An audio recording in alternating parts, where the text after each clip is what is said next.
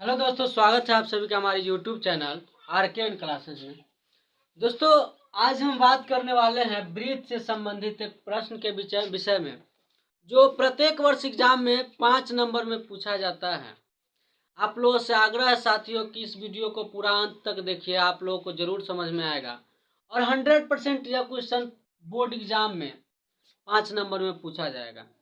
सवाल है कि सिद्ध करें कि किसी वृत्त के बाहरी बिंदु से खींची गई दोनों स्पर्श रेखाओं की लंबाइयां समान होती है। साथियों, एक वृत्त है, एक वृत्त के बाहरी बिंदु से सिर्फ 2 स्पर्श रेखाएं खींची जा सकती है। कितनी स्पर्श रेखाएं खींची जा सकती है? 2 स्पर्श रेखाएं खींची जा सकती है और दोनों स्पर्श रेखाओं की लंबाइयां समान होती है। यानी कि यहाँ एक P बिंदु ले लिए हैं और इस बिंदु से एक रेखा खींचे हैं वृत्त पर और बाहरी बिंदु से यह टच करते हुए बाहर की तरफ जा रही है। यह पहली स्पर्श रेखा है और यहाँ से यह बिंदु, इस बिंदु से यह रेखा आ रही है B की तरफ, यह दूसरी स्पर्श रेखा है और दोनों स्पर्श रेखाओं की लंबाइयां क्या होती है? समान होती है। लेकिन आप सभी लोगों को यह कह दिया जाए कि सिद्ध करना है, तो आप सभी लोग कैसे सिद्ध करेंगे? बोर्ड पर ध्यान देंगे। यहाँ 2 त्रिभुज का निर्माण हो रहा है, यहाँ 2 त्रिभुज का निर्माण हो रहा है। एक त्रिभुज PBO और एक त्रिभुज PAO। यहाँ पे B कोण समकोण है और A कोण भी समकोण है। B कोण समकोण है, साथ ही कौन कोण समकोण है? A कोण समकोण है। A कोण समकोण है। अब यहाँ क्या करेंगे? देखिए, समकोण त्रिभुज है। कौन त्रिभुज है? समकोण त्रिभुज PAO में अगर हम इस थीटा को समकोण मान करके चलेंगे तो समकोण के ठीक सामने वाला जो भुजा होता है, समकोण के ठीक सामने वाला जो भुजा होता है, कर्ण का मान हो जाता है। क्या चीज का? कर्ण का। और यहाँ पे कर्ण का जब मान होता है तो पाइथागोरस प्रमेय से हम लोग जानते हैं कर्ण का स्क्वायर बराबर लंब का स्क्वायर जोड़ आधार का स्क्वायर। तो PO का स्क्वायर बराबर PA का स्क्वायर जोड़ OA का स्क्वायर। क्या चीज का स्क्वायर? PO का स्क्वायर बराबर PA का स्क्वायर जोड़ OA का स्क्वायर। यह समीकरण नंबर 1 बना है। अब दूसरे त्रिभुज में चलेंगे। पुनः समकोण त्रिभुज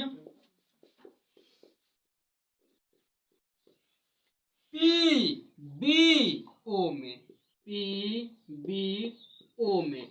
PBO में इस कोण से चलेंगे, इस कोण से चलेंगे तो ये वाला कोण समकोण होगा और समकोण के ठीक सामने वाला जो भुजा होता है वो कर्ण का मान होता है। तो PO का square is equal to PB का स्क्वायर जोड़ OB का स्क्वायर।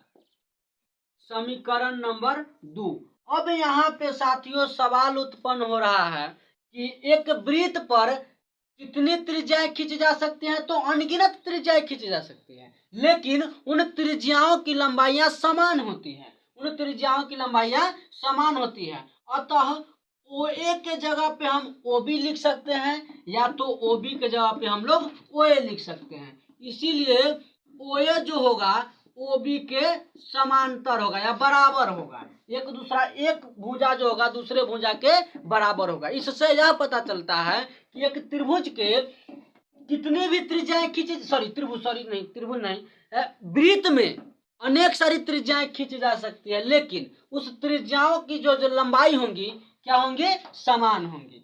इसीलिए या तो हम OA के जगह पे OB के जगह पे OA रख सकते हैं या OA के जगह पे OB रख सकते हैं। अब समीकरण 1 और समीकरण 2 को बराबर करेंगे। क्यों? क्योंकि मैथ का नियम कहता है कि यदि LHS पक्ष बराबर है, LHS पक्ष बराबर है तो RHS पक्ष भी क्या होना चाहिए? बराबर होना चाहिए। अब लिखेंगे समीकरण 1 बराबर समीकरण 2। समीकरण 1 का मान है PA का स्क्वायर जोड़ OA का स्क्वायर बराबर दूसरा है समीकरण में PB का स्क्वायर जोड़ OB का स्क्वायर। और यहाँ पे सवाल उत्पन्न होता है कि OA जो भुजा है वो OB के क्या है, बराबर है। OA जो भुजा है OB के बराबर है, तो OA के जगह पे OB बैठा सकते हैं या तो OB के जगह पे OA बैठा सकते हैं। तो हम एक काम करते हैं, OB के जगह पे OA लिख सकते हैं।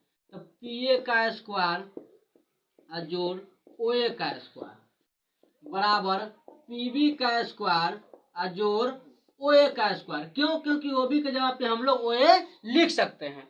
अब यहाँ पे इधर OA स्क्वायर जोड़ कर रहा है तो इधर क्या करेगा, घटाव करेगा। इस OA स्क्वायर से इस OA स्क्वायर को डायरेक्ट हम काट सकते हैं, इस स्क्वायर से इस स्क्वायर को काट सकते हैं, बच जाएगा PA बराबर PB। और इस P से हम लोग इस P को भी काट सकते हैं। तो कोण A बराबर कोण B, जो कि क्या है, समकोण है। क्या है, समकोण है। यह सिद्ध हो गया। क्यों? क्योंकि इसमें दो ही समकोण बन रहा है। कितना समकोण बन रहा है, दो। एगो कोण A समकोण है, एगो कोण B समकोण है। जब दोनों समकोण का मान बराबर आ गया तो सिद्ध हो गया ना भाई।